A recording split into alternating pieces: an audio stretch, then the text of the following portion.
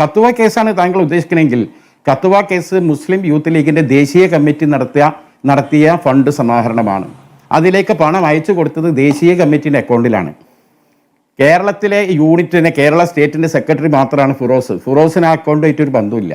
കത്തുവ കേസുമായി ബന്ധപ്പെട്ട് ഫിറോസിനെതിരെ പരാതി കൊടുത്തിട്ടുണ്ട് കുന്നലോ കോടതിയിൽ. പോലീസ് അന്വേഷിച്ച് റിപ്പോർട്ട് കൊടുത്തു. ആരെ പോലീസ്? പിണറായി വിജയൻ്റെ പോലീസ് കൊടുത്ത റിപ്പോർട്ട് എന്താണെന്ന് ആർഷോക്ക് അറിയാവോ? എന്താ കൊടുത്തറിയോ? ഇത് രാഷ്ട്രീയ പ്രേരിതമായി കെട്ടിച്ചമച്ച കേസാണെന്നാണ്.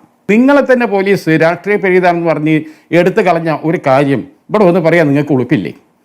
പിന്നെ എന്താ അദ്ദേഹത്തിനെതിരെ വേറെ ഏതാ ആരോപണമുള്ളത്? നിങ്ങൾ പറയാം, ഓരോന്നായി എടുത്തു പറയാം. അദ്ദേഹം ഇന്ന് വാർത്താ സമ്മേളനത്തിൽ ഒരു കാര്യം പറഞ്ഞു, നിങ്ങൾക്ക് ശ്രദ്ധിച്ചോ? ഞാൻ യൂത്ത് ലീഗിൻ്റെ ജനറൽ സെക്രട്ടറിയാണ്. എനിക്ക് ഒരു ദിവസം 1500 തൊട്ട് 2000 രൂപ വരെ എനിക്ക് ഫ്യൂൽ എൻ്റെ വണ്ടിക്ക് അടിക്കണം, യാത്രകൾക്കായിട്ട്, സംഘടനാപരമായ ആവശ്യങ്ങൾക്ക്. എനിക്ക് എൻ്റെ പാർട്ടി ഫണ്ടിൽ നിന്ന് എടുക്കാം. പക്ഷേ ഇത്രയും വർഷമായി ഞാനത് ചെയ്യാറില്ല. നിങ്ങളൊന്ന് ആലോചിച്ച് നോക്കൂ.